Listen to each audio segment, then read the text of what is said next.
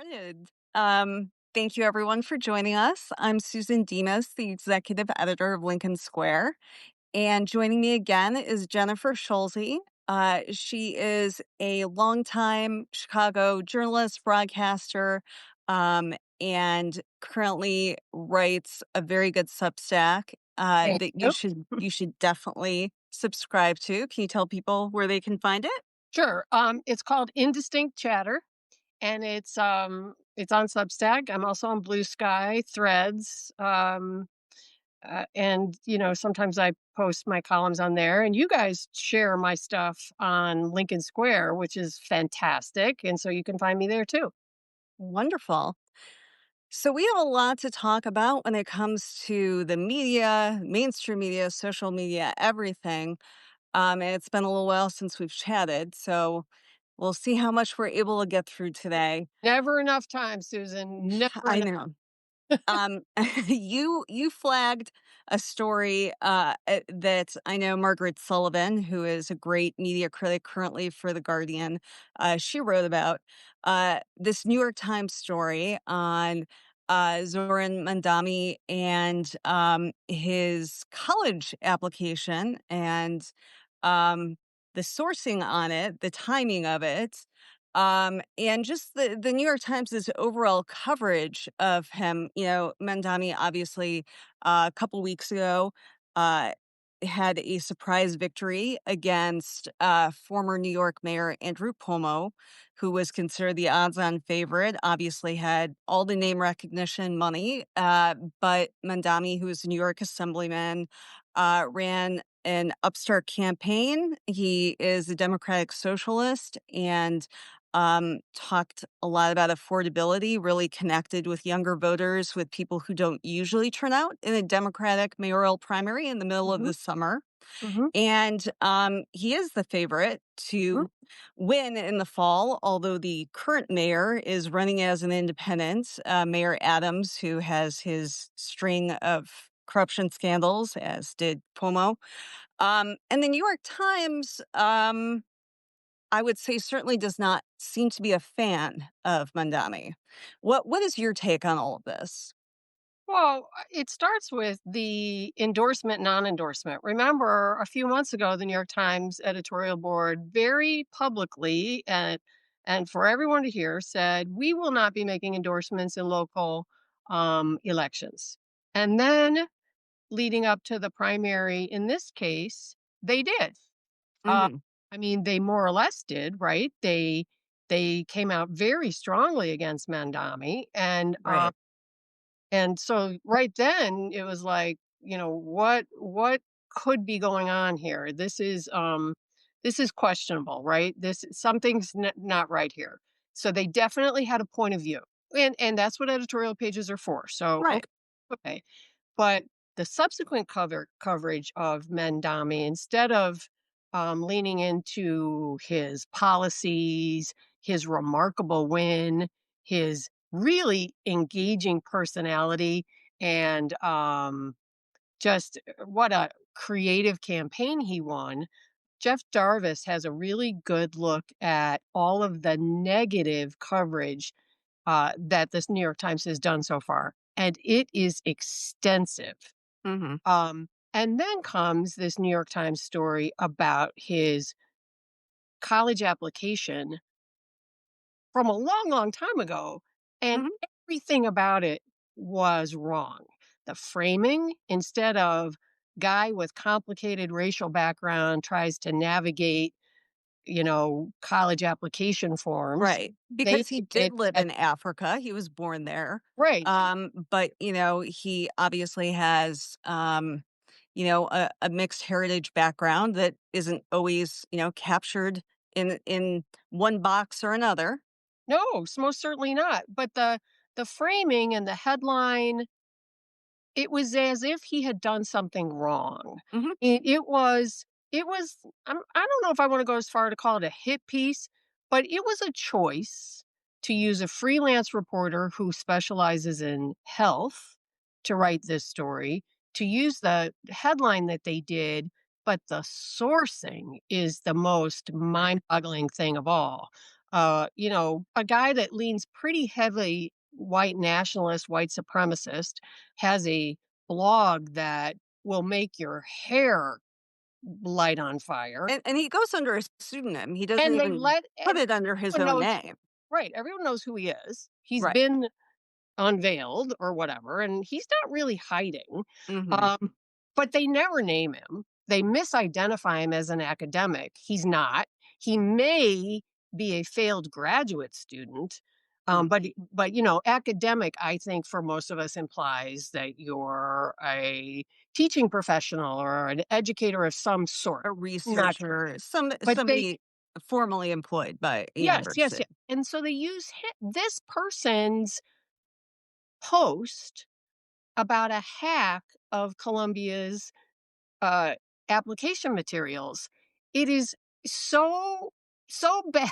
It's just so mind-boggling. Like I said, I'm just stunned by it. And then the subsequent coverage has been even worse because it gives Mhm. Eric Adams, Cuomo, everybody a large platform to say more horrible things. When in fact, I don't think the guy did anything wrong. I don't think he did anything questionable. I think he's got like I said, a complicated racial profile background, actually, that a lot of people have that forms don't allow for.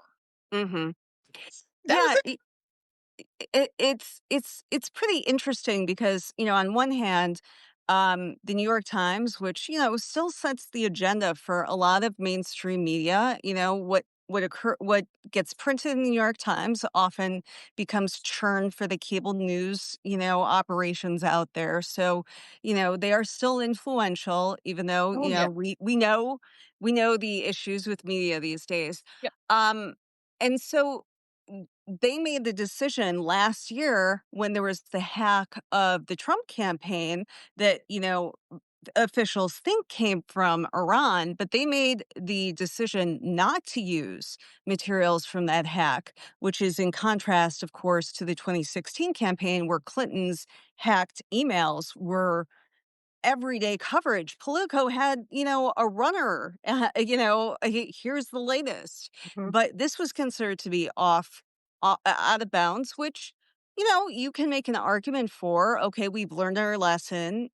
We don't want to use hacked materials. But now it's fine when it comes to Zoran Mandami. So that's a huge double standard.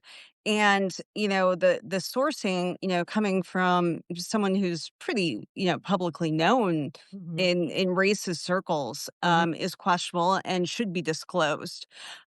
It seems to me, in reading the editorial board's coverage, of Trump, they didn't really seem to have the same fears about Trump being elected last year as they do about Mandami winning in the fall. And certainly, they endorsed Kamala Harris. They were critical of Trump on different fronts, but um, the emphasis and the fire that's being used. I mean, you can tell the difference. Clearly, he seems to be absolutely. more of a threat. Absolutely. I mean, out the door, the coverage was negative. I mean, like I said, it was a remarkable win, remarkable. Mhm, And within 12 hours, the New York Times coverage was not about that. And mhm. I'm not suggesting that you only do like the happy news, but Right. but there are judgments, there are decisions, choices made, and I think uh, the balance of the work so far Mhm. tells us pretty clearly where the New York Times is on this. Right. And And it's like you said, compare it to how they've covered Trump, how they've handled previous hacks.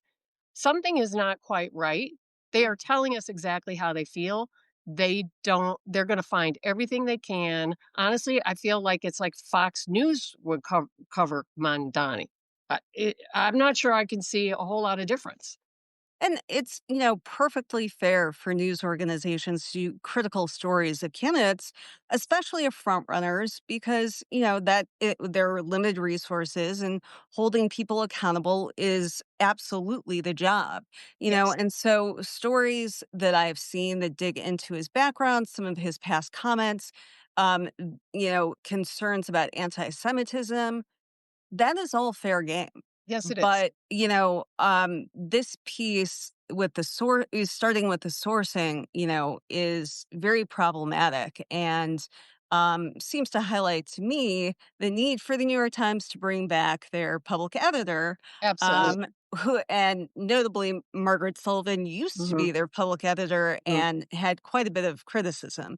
I know it sounds like inside baseball, but, when you think about the information that we trust, I think most of us, for whatever criticisms we have of the New York Times, we still think of them as one of the great institutions of journalism mhm. and they're trusted. And so when they make a bad decision, that has a ripple effect because everybody is covering this story now. Obviously, Fox News has gone crazy with it, but it becomes something that is one of those stories of the day. And so, that's why we pay more attention to what they do. And, you also brought up a point that then there are stories that they're not covering, like Mhm. Trump being in Iowa and, gave one of his rambling speeches. And look, I understand because, I have assigned so many reporters to cover him over the years. And it is incredibly difficult, especially if you're covering it for a newspaper, you have a limited amount of space Mhm. to capture what a Trump speech really is because you've got his tirades on sharks and toilets and all of this and you're trying to convey good information and also my reporters were not trying to clean up his quotes and make it all sound like oh he has a coherent economic policy when he's just shooting off about China stealing from us and we need tariffs, and that doesn't really add up to an economic policy.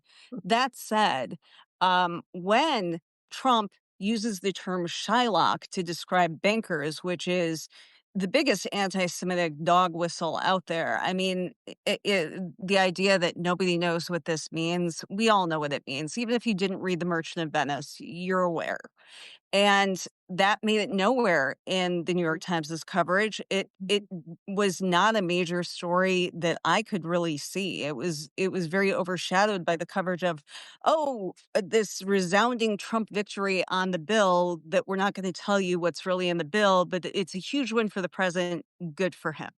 Yes, the Trump's, victory lap coverage, dominated everything, and I can't imagine what it would be like to cover a Trump speech. But I do have a strong feeling that through the years, reporters that are doing it have mostly failed to convey what probably is the most important thing, that there's an enormous amount of crazy, repetitive, there's all these patterns, and that um, trying to pull like that sentence from a 40-minute ramble and make that into a headline as if this was a normal policy announcement is the norm still. And Mhm.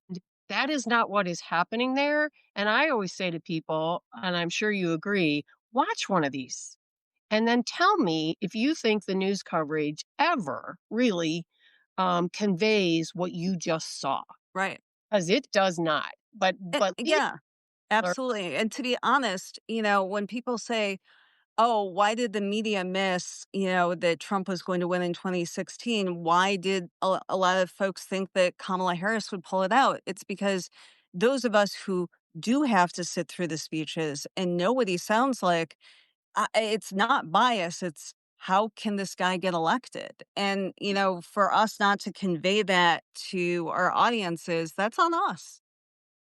I agree, and I also think what one of the things about the Shylock comment that really jumped out at me, this comes after multiple articles, particularly in the New York Times, about Mamdani and the allegations of antisemitism. So we know that topic is a very important one to the New York Times, its readers, and overall coverage, right? They didn't even mention it when the president of the United States uses that term, and then it didn't come up in any of the rewrites. It didn't show up until the next Right. day as part of other coverage. I yeah, no. And it's not like anti-Semitism is not a topic that the Times covers all the time. I mean, Cover it very seriously. they do, and, and it's a serious topic in New York. There's obviously a big Jewish population there versus in other areas of the country, and there is rising anti-Semitism, but they seem to be very focused on anti-Semitism on the left, and this is a huge pass to give the president of the United States. I agree. I agree. Well, moving on, and another criticism that you laid out so well in a column that we republished yesterday was how the press seems to be going just gaga over their coverage of alligator Alcatraz, using that term over and over again, which is meant to be a cutesy term. It obviously makes it seem less serious, and kind of something that is outre, and it's part of Trump transgressing norms, as opposed to he has a concentration camp in the swamp of Florida where it is currently about 110 degrees, and people are going to get sick and die there. It's extremely serious. I think one thing we know, but the press most certainly has not decided is important, is that Donald Trump is a master marketer and he slaps names on everything.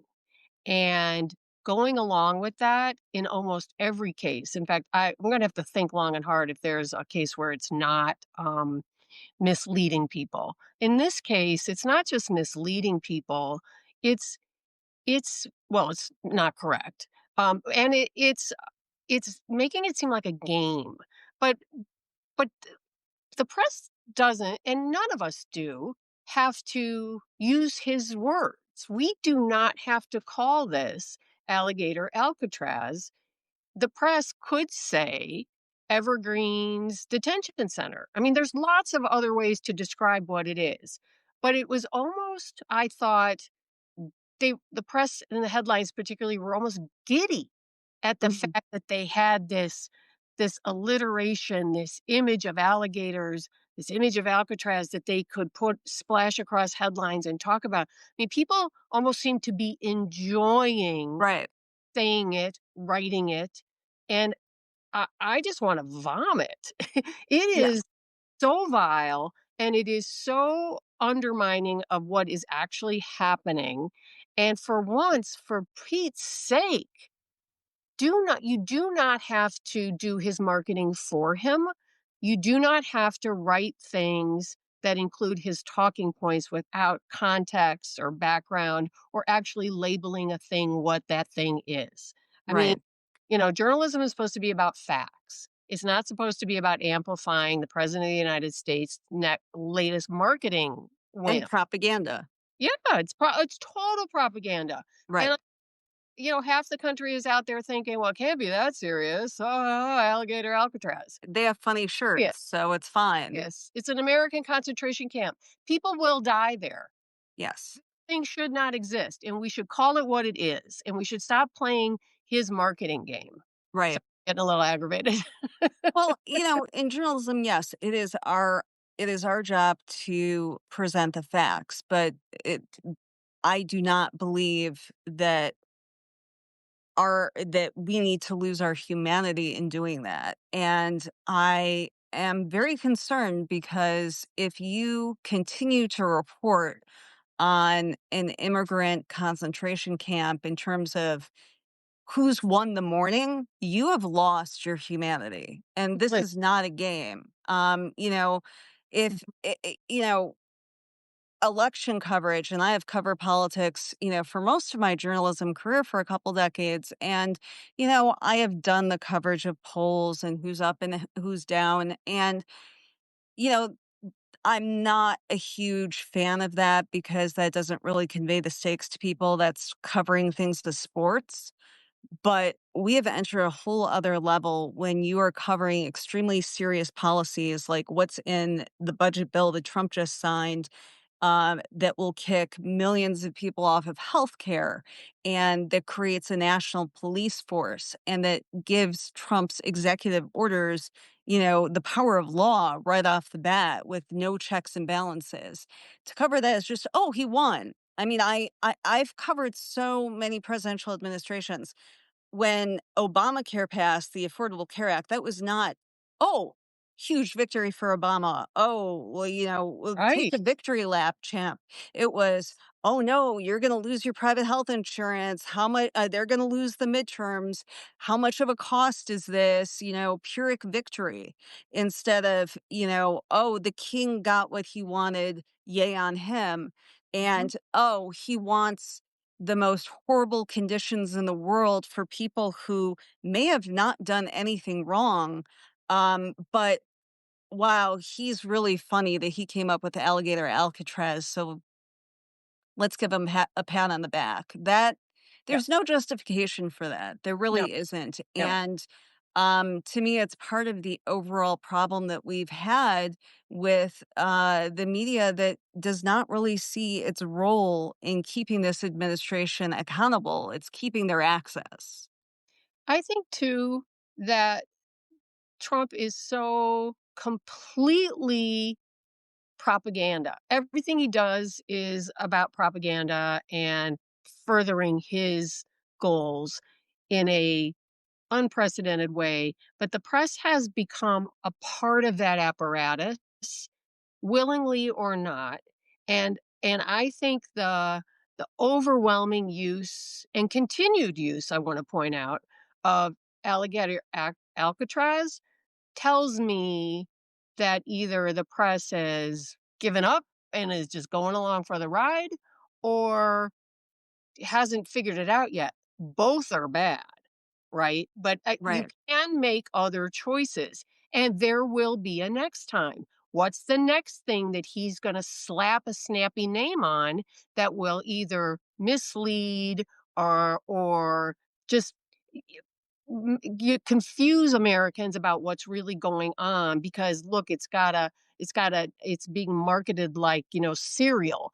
Um, i- uh, we really need some realization about that that's his strategy right, and also a way to put the brakes on. Like the budget bill, they should have just called it the budget bill. I right. would You didn't argue have to call it it one big, beautiful bill. I mean, we very right, often will not use the official terms for things if they do function as propaganda. But these are right. like subtle ways I feel like the press signals to Trump, like, yeah, sure, you're mad at us because we did some story because, Stephen Miller is a jerk and we did a story about that, but we're still using your terminology. We're still playing ball with you.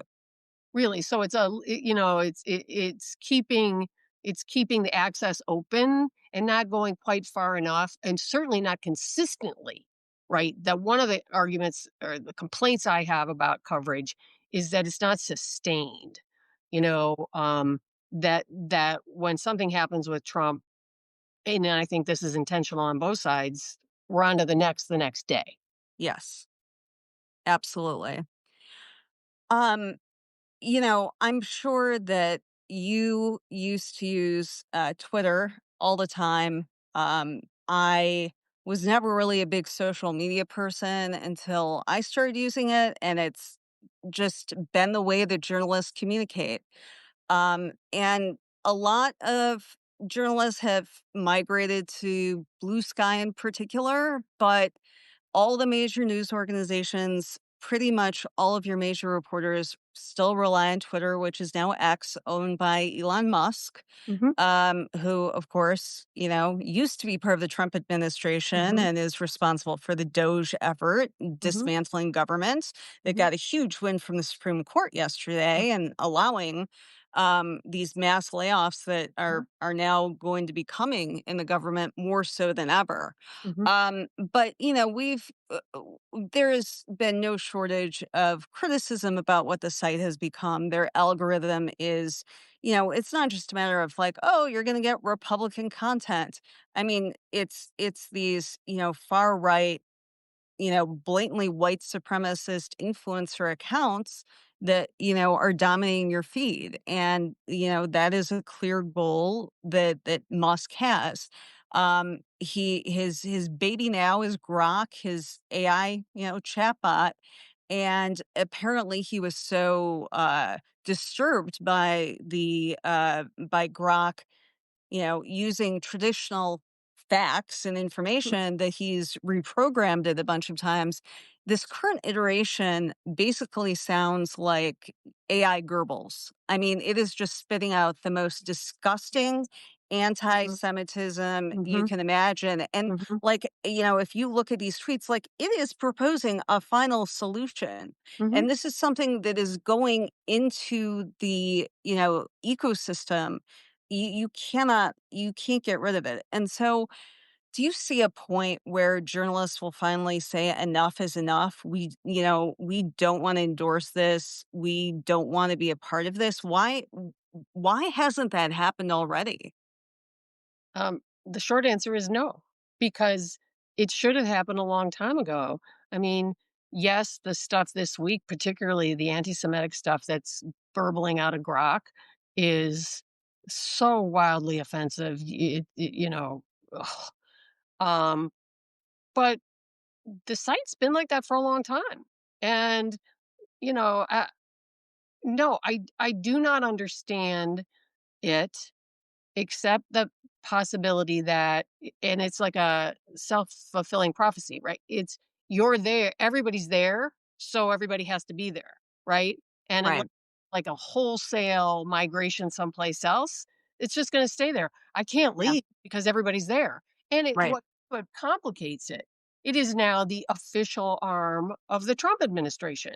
You know that I don't believe that any federal agency, and certainly not any Trump official posts anything anywhere else. So if you want to hear, for example, from the National Weather Service about the flooding, you have to go to Twitter, I believe, to get their stuff. I think there are some people who take that and move it over to other sites. Hmm. The National Weather Service, I believe, also posts on Facebook. But the fact that the government is there and also the trash that the government is posting Right. on Twitter.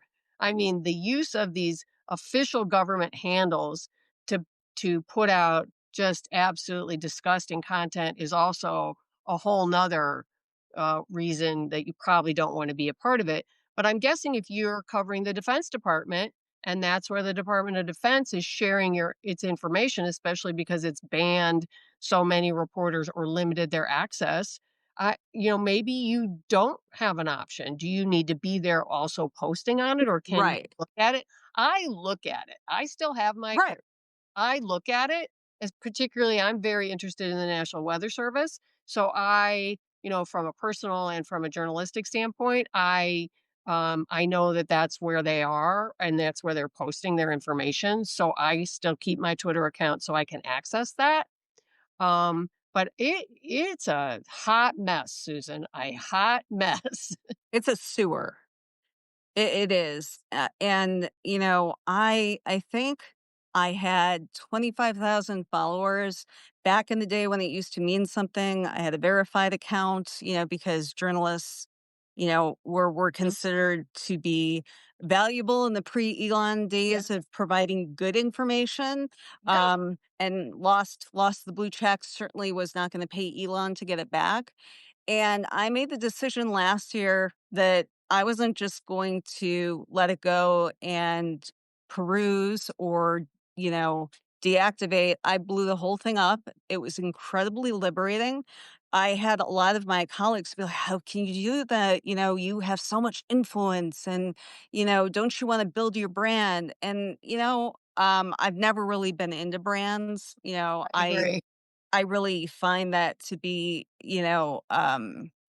at odds with what journalism is supposed to be, because it's not I agree. supposed to be about us. I It's agree. supposed to be educating the public and doing a public service. That's the reason why we're in the Constitution, What a not yeah, not so that we can be famous, or get right. internet clout. But,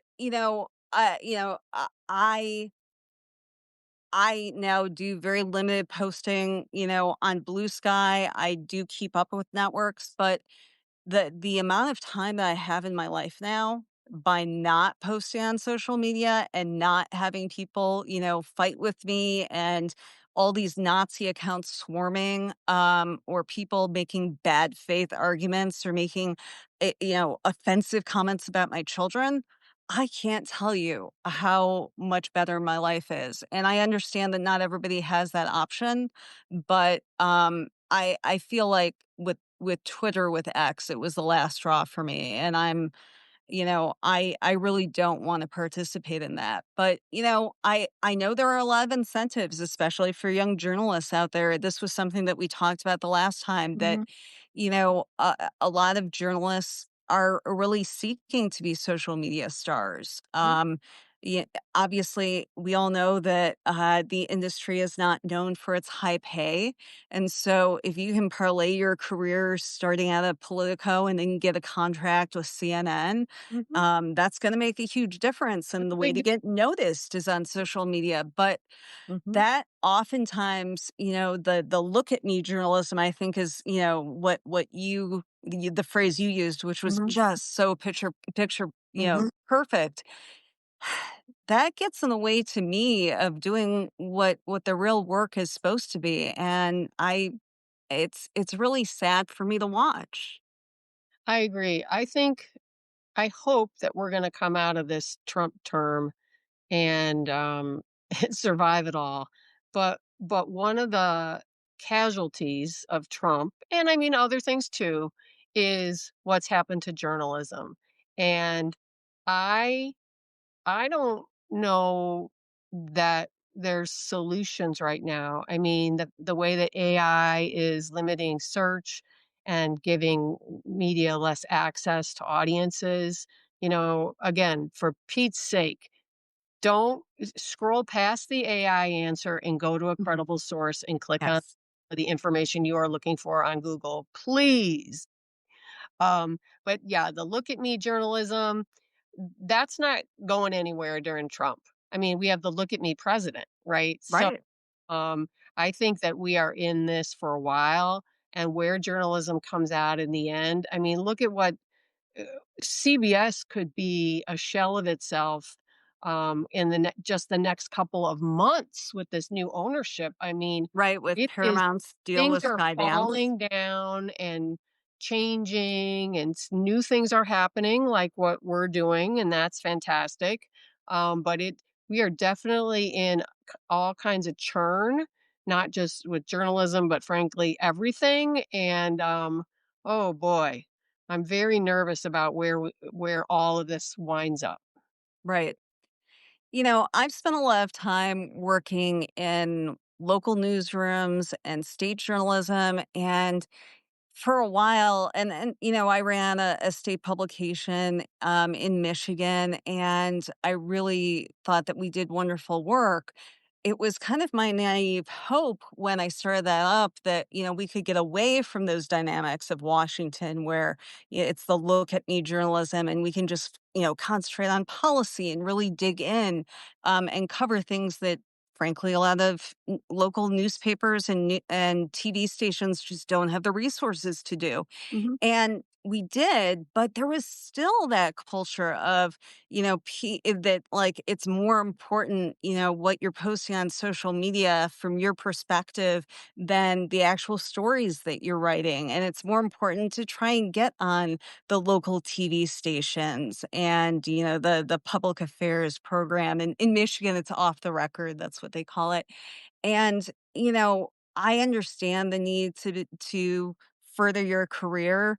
And for a lot of people, they think the way to do that is by building their brand and kind of mhm, this parasocial relationship with their audience.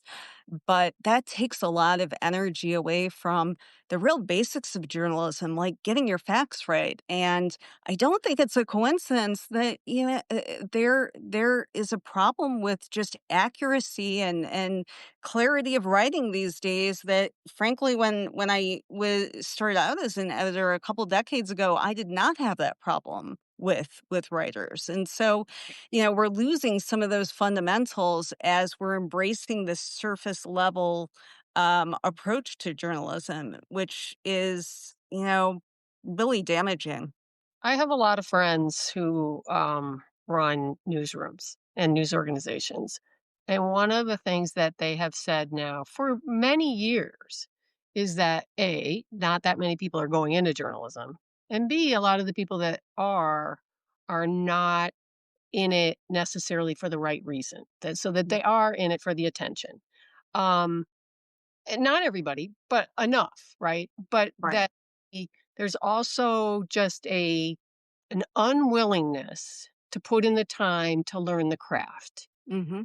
Fine, and listen, I'm not pointing fingers at anybody or singling anybody out, but like in the city where I live, Chicago, for example, if you are 2 years out of college, you might be a news reporter on one of these television stations. Right. That is unheard of Yes. 10, even 15, 20 years ago. How many times did you hear in your career you have to pay your dues? Pay your dues, and pay your dues is an important thing because it teaches you your job on the job, and you move up.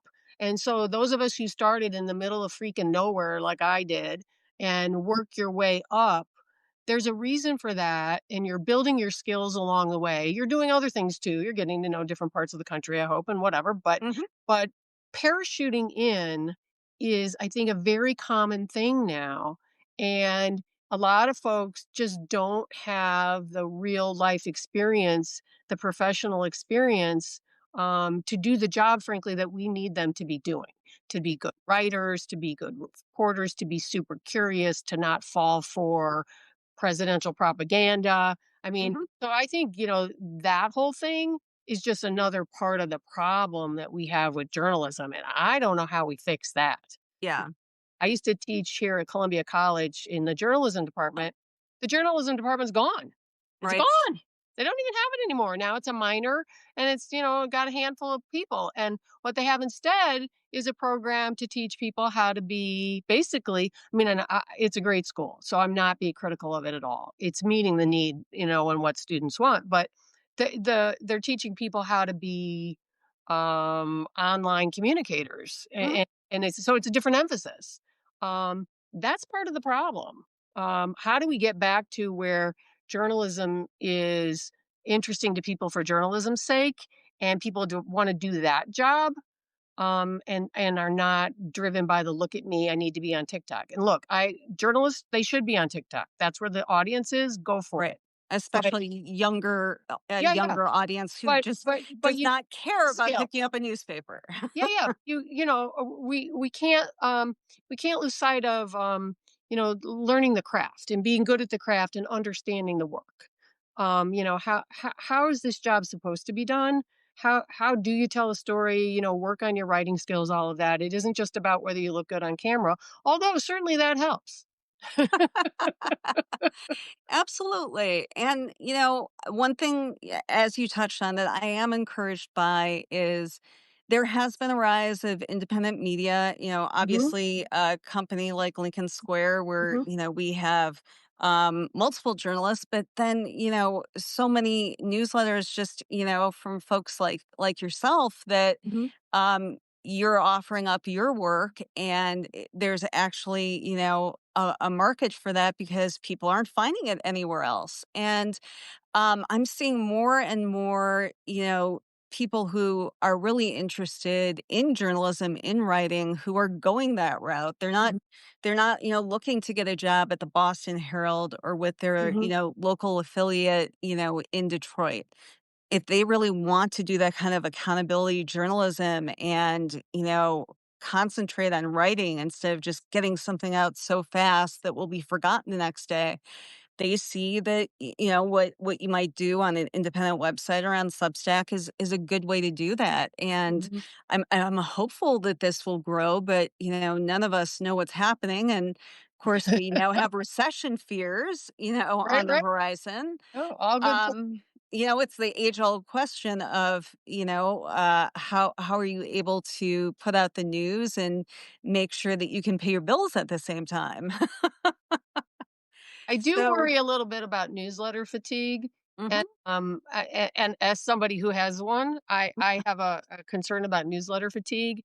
I do think that there's a great value in having a site like yours and others that collect a lot of different content in one place where you can go, because the one-off thing, while that is a great opportunity, a good lane for a lot of people to be in, I can see where if we haven't already, we're gonna hit the saturation point, mm, and, you're just not gonna be able to keep up with it, or, there something I think has to change or evolve as a lot of people are going off and doing their own thing.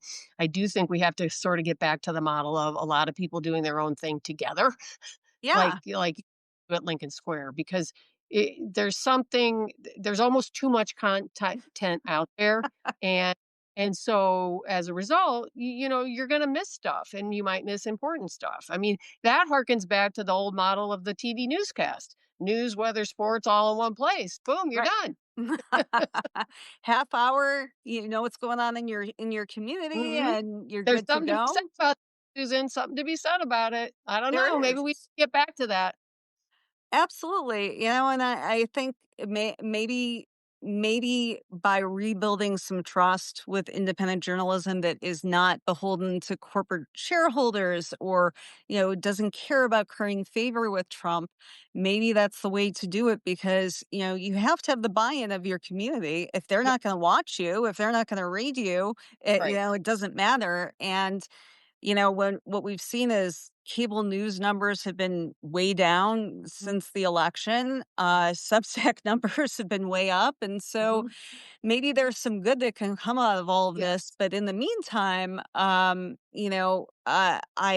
would certainly like to see the mainstream media being a little more responsible. I think the mainstream media, and I guess it depends how we define that, but let's just take broadcast television for a second. I think it is under extreme duress. Like I said earlier, I think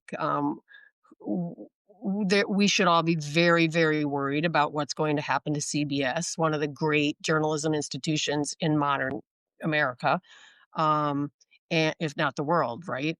It will change, and it Right. will It's not for the going to be the legacy of Edward R. Murrow anymore. no, no, no, no. And we've already seen that ABC has made some questionable things, They settled with Trump questionable as well. choices. NBC so far is holding strong, and this split from MSNBC and NBC, I think, could be a good thing, because I think more news, more journalists is a good thing. MSNBC is hiring a whole new news staff. That's good news, right? Um, but they are also under those three networks alone are all under tremendous pressure. I think it's a miracle that White House correspondent Peter Alexander for NBC News is still going into the Oval Office and asking Trump hard questions, Mhm. while many of his colleagues, A, they're not journalists, they're creeps, and B, the other ones that are there, I think, are very timid about asking Trump actual questions, but he's still plugging away, and Trump's response every single time is to say he's coming after that company, and that company, I mean, from where I sit, they seem to be holding a lot firmer than both CBS and ABC. So that's one thing I think we should feel good about and we should encourage. But overall, it's a mess. It is. I know that's not the most encouraging place to leave off, but that's part of our job is to Yep. be honest with people and Yep. to uh, look at what's really going on. And I've nobody always is better doing that than you are. So I appreciate you being here. you're very Uh, before we go, Jennifer, can you tell folks again, especially for those who join later, what are the best ways for them to find your work? I am on Substack, even though I just said what I said about newsletter fatigue. I'm on Substack, and I have a um, uh, uh, infrequent column called Indistinct Chatter. If you watch a lot of TV or streaming like I do, and you use closed captioning, you might recognize that term um, from your viewing. And I'm also on Blue Sky and sometimes on Threads. I also think I have a LinkedIn page, but I don't use it very often. And and I'm on Lincoln Square, and sometimes I'm on the Contrarian website, and also Heartland Signal. So The here radio and there. yeah, because, you do a radio show every Monday, is it? I do, A segment? actually, I do a radio show every Friday morning, Okay. um, with the Courier Newsroom, Civic Media, Pat Kreitlow in Wisconsin. I do it with my friend Mark Jacob, the former Chicago Tribune, Chicago Sun-Times editor, and we do a week in review. And it's early Friday morning, 7:15 a.m. Central Time, so we are always looking really good. Well, Uh, great. and then I'm also on WCPT radio, twice a month with Joan Esposito and Mark Jacob. Wonderful. Well, I hope that you will be back here in Lincoln Square, both, Anytime, Susan, with your columns and doing these interviews. anytime. You just Well, you just text me and I'm there. perfect. Well, and thank you for everyone joining us this morning.